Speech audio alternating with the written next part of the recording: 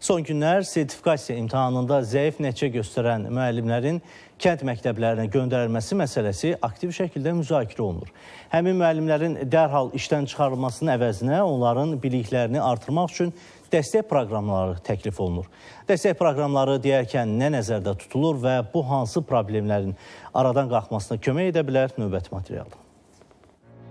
Düzdür, sertifikasiya imtahanı Azərbaycan təhsilində peşəsini və ixtisasını daha yaxşı bilən müəllimlərin sistemdə qalmasına xidmət edən bir prosesdir. Amma dünya təcrübəsi göstərir ki, uzun müddət bu sistemdə çalışmış müəllimləri birbaşa sertifikasiya və yaxud attestasiya nəticəsində sistemdən uzaqlaşdırsaq, effektiv nəticə alınmayacaq. Bu fikirləri səsləndirən təhsil məsələləri üzrə ekspert Kamran Əsədov hesab edir ki, bunun əvəzinə onların biliklərini artırmaq üçün dəstək proqramları təklif edilməlidir. Müvafiq olaraq müəllimləri dəstəkləyici proqramlara cəlb etməliyik. Onlayn, offlayn, hibrid formada onlara yüksək ixtisası ilə bağlı bilikli müəllimlərin, eyni zamanda təhsil institutunun və yaxud da ali təhsil müəssisələrinin elmi pedaqoji heyəti onlara ixtisaslarla bağlı yeni bilikləri öyrənməkdə maraqlı olmalıdır. Təkcə bu qiymət onun keyfiyyət göstəricisi olmamalıdır.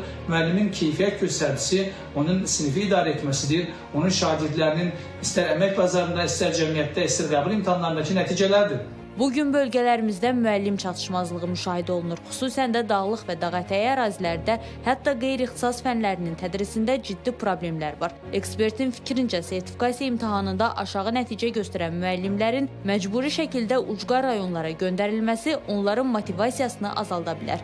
Bunun əvəzinə könüllülük prinsipi əsas götürülməli, maddi dəstək və ixtisas artırma imkanları yaradılmalıdır. Bu yanaşma həm regionlardakı müəllim çatışmazlığını həll edər, həm də müəllimlərin inkişafına şərait yaradar. Xüsusən kənd məktəblərinə sertifikasiyadan zəif nəticə göstərən müəllimləri göndərsək, orada motivasiya edici, özlərini inkişaf etdirici proqramları tətbiq etsək, onları qaytarıb biz məktəblərə gətirə bilərik. Yenə də deyirəm, bir müəllimi sistemdən uzaqlaşdırmaq heç də problemin həlli deyil. Əksinə, nəticəsi zəif olan müəllimlərin öz nəticələrini yüksəldilməsi istiqamətində biz daha geniş işlər görməliyik. Dünya təcrübəsində, məsələn, ABŞ, Finlandiya və Sinqapurda müəllimlər üçün inkişaf proqramları və rotasiya sistemləri tətbiq olunur. Xatırladaq ki, 2023-cü ildə keçirilən sertifikasiyada ibtidai sinif müəllimlərinin orta balı 54 olub, lakin 20%-dən çox müəllim minimum keçid balını toplaya bilməyib. Nəticədə onların bir qismi müddəti müqavilə ilə işləməyə davam edib, digərlərinin isə müqaviləsi uzadılmayıb. Ağcəl Əskərli, ATV Xəbər.